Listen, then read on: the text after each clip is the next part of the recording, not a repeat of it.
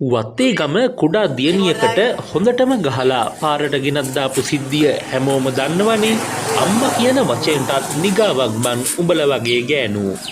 මේ ගෑණි මීට මාස කිහිපයකට කලින් මේ දරුවා අරගෙන ගෙදරින් ගිහින් මෙන්න මේ නරුමයා එක්ක තමයි ඉඳලා තියෙන්නේ. මේ දරුවාට තව සහෝදරයෙක් ඉන්නවලු. එයා තාත්තා ළඟ. සිද්ධිය දැනගත් ගමන්ම දරුවන්ගේ තාත්තා වත්තේගම පොලිසියට ඇවිත් තියෙනවා. මේ ඉන්නේ පුංචි දරු පැටියට ගහලා පාරේ දාලා ගිය අම්මා කියන නරුම ගෑණි අම්මගේ හොරමිනියයි. දරු පැටියට කරලා තියෙන අපරාධෙට මුන්ට නිසි දඬුවම් ලබා දෙන්න ඕනේ. ඒ දඬුවම මුළු රටම දැනගත්තාම ආයේ කිසිම දරුවෙකුට මෙහෙම අපරාධයක් නොවෙන්න පුළුවන්. අනේ පින් සිද්ධ වෙයි. උඹලට දරුවෝ හරියට බලා ගන්න බැරි නම් වදන්න එපා.